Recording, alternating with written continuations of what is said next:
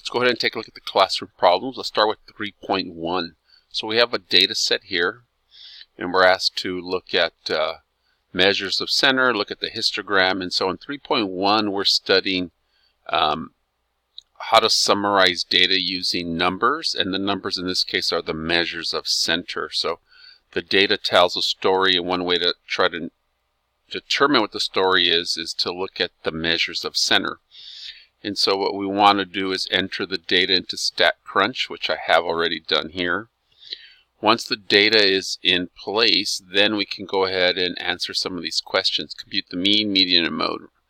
And again, we're going to be using StatCrunch to do that. So that would be stat summary stats, and then I put the speeds in the column speeds, and you choose columns and speeds. And we need the mean, the median, and the mode. And so you determine what those measures of center are right here. And so you'll see you end up with three numbers. The 32.14 for the mean, the median is 32.5, and the mode is 40.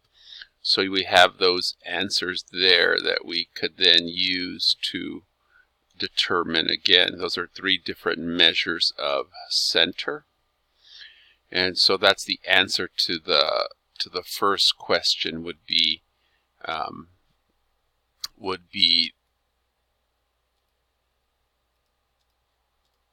that. So we have that answer. I'm trying to get the data in so we can at least see it here. And so the answer to that question we have here. There's our measures of center for the first question there. Next, we want to look at a distribution. We want to see what the distribution is, and so that's the shape of the graph that we've talked about. And so we would go ahead and graph. You can do the dot plot since these are discrete, or we can do a histogram. Let's try with a histogram with the speeds. Graph, histogram, speeds, and then compute. And so you got this interesting shape there. Looks somewhat skewed to the left. I wonder what the dot plot would look like. Let's play around. We could do both.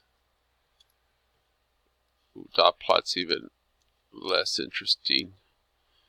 So I think in this case here, looking at that here, what it looks like we have is probably slightly skewed left. Right, and so it looks like this graph is skewed to the left slightly there. Okay.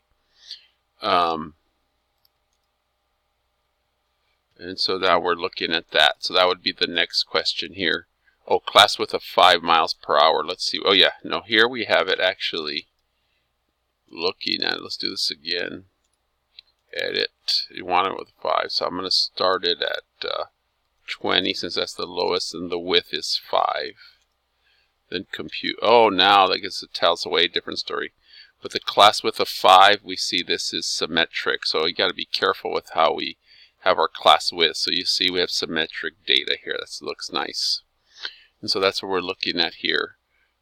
Which measure of center best represents? So when the data is symmetric from our notes, we're going to use the mean and the median as our measure of center. And then what happens if we have a 15th car at 120 miles per hour? What's going to happen is if we go ahead and add 120 here, that's an outlier. And if we recalculate our measures of center, you will see that the mean gets influenced, but the median stays the same. The mode stayed the same, but the mean is the one that's not resistant. So which measure of center is resistant? You would see that, let's compare them together here. You will see that, looking at that there, let's copy that into, so we can see it side by side. You will see here that when we added the 120, the mean got bigger. The median pretty much stayed the same, and the mode stayed the same. So the median is resistant to outliers.